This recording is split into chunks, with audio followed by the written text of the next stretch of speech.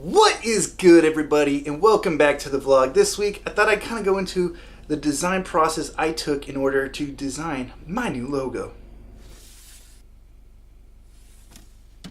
Before getting into the process of redesigning my logo, I thought I'd kind of talk about why I wanted to redesign my logo. And it kind of came from the fact that while this was the best logo I created at the time, it never truly felt like it fit my brand and what I was hoping to do. Even my reasoning for wanting to use that as the logo was just always kind of meh. Like, it fit, it kind of had a reason, but it just never felt genuine as to why it should be my logo for my brand. And then the other thing was, a couple weeks after starting to use the logo, I came across the Nautica brand again, and just kind of got disappointed when I realized how similar my logo was to theirs. That's never fun. My first step in designing the logo is research. Google, Pinterest are kind of my go-to places to find logo inspiration, and I just kind of go in, I dive in, see what's out there already, get ideas of kind of what's trending. Sometimes it gives me ideas of things to try, other times it gives me ideas of things that I just kind of want to avoid in my design. Once the research is done, I move on to step 2, which is creating thumbnail sketches. I try to keep this quick, I try to keep it loose, and I'm just really trying to kind of play with layout ideas and icon ideas, and just trying to create enough ideas that until I feel like I have something in order to take to the computer. Now that I've gone to the computer, I'm still trying to keep things loose at this point because I'm really just trying to work through the fonts and find a font that works well with the icon. And this is an important step because you don't want your icon and your font to look like they were just thrown together. The more they look like they really kind of fit with each other, the better it is. So at this point, I had a ton of logos. I'm really liking a lot of them. And so I had to start narrowing it down. I was able to get it down to my top 10. At that point, I sent it off to some friends and family to get some outside opinions on what they were liking, what they weren't liking, in order to eventually get down to my final 4. Now that I have 4 finished logos to compare, I'll kind of go into the reasons why I chose the logo I did, as well as some of the reasons why I didn't choose the other ones, even though I really loved all of these logos. And I really could have been happy using any of these logos moving forward. The first logo I eliminated was what I called the vintage logo.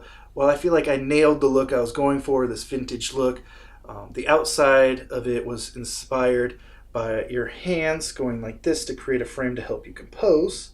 I thought that was kind of a cool little touch, but even with that, it didn't really feel unique to me. It just felt a little too generic to just anybody, and I really wanted something. I really wanted a logo I could connect with, and this just wasn't it. The second logo I eliminated was what I was calling the Circle Mountain logo. While I didn't have a connection to the sails in my previous logo, mountains just seemed to be a lot more fitting. I mean, every single day driving into work, I always hope that I can see Mount Hood in the distance. Can't always see it because, well, it gets cloudy, or right now it's smoky. But it's always something that is it's just there, and I love looking at it. So it's a lot more fitting, and it has a lot more meaning to me than the sails did. And I also really like the fact that the E in escape is escaping the circle. I just thought that was a really cool touch, and I just really liked it. But in the end, why I didn't end up choosing it was simply I had this nagging feeling every time I look at it that it reminds me of another logo. I can't put my finger on what logo it is, but I have this nagging feeling looking at it that I've seen it before. And having that issue with my old logo, I couldn't justify using this logo, especially when I really liked some of the other ones. The final logo I ended up eliminating was what I was referring to as the mountain logo, and the same reason I liked it was the same reason why it ended up getting eliminated, and that is it just felt very similar to my old logo. It was a nice refreshment. It got rid of the sails, which I already talked about not being really attached to, brought in these mountains, which I also mentioned saying that I have a lot more of a connection to. But in the end, even with that, it just felt too similar to the old one, and I really wanted a fresh new start with my logo, so it got eliminated.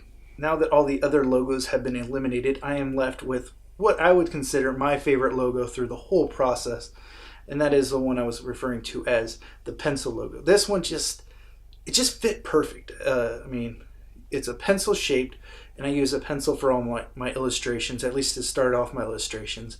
The camera on the top fits because obviously I'm sitting here staring at a camera talking to it, and I also use that camera to take all the photos you see on my site. So it really fits. It just fits everything I was looking for. It was unique for me, and it's just perfect. And I'm really happy with it. I'm really excited to use this logo going forward, and I'm excited to have a logo that I feel really fits the branding that I want, as opposed to a logo that I just felt meh about. So that was my design process for my new logo. And well, that's all I got for you. So vlog's over. I'm out of here.